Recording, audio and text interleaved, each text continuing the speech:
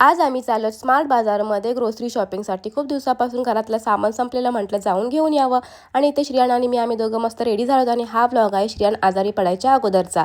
आम्ही खाली येऊन गाडीमध्ये बसलो तर श्रियान म्हणतोय, मम्मा तू पण मागेच बस.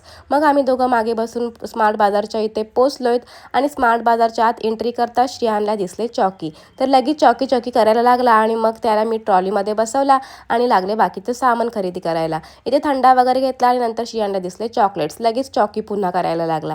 मग मी बाकीचे कडधान्य वगैरे घेतले, बाकीचं अजून सामान घेतलं आणि मेन महत्त्वाची वस्तू म्हणजे जी आम्हाला नेहमीच लागते ती म्हणजे श्रियांचे पॅम्पर्स, जे की आम्हाला 15 डेजनेच लागतात. त्याचे पॅम्पर्स घेतले आणि मग गेलो आम्ही कपडे बघायला. तर इथे फिरत बसलो, श्रियांसोबत खेळत बसलो आणि श्रियांना टॉईज वगैरे दाखवले. मग त्याला कार दिसली, मग त्याला आम्ही छोट्या कार पण घेतल्या आणि एवढं मोठं बिल करून आम्ही आलो बाहेर. आणि मग घरी येताना लागली वाटेत भूक, मग खाल्ला डोसा आणि मग घरी आलो. घरी आल्यानंतर श्रियांना लगेच ताप आला, त्याचं अंग खूप गरमच लागायला लागलं.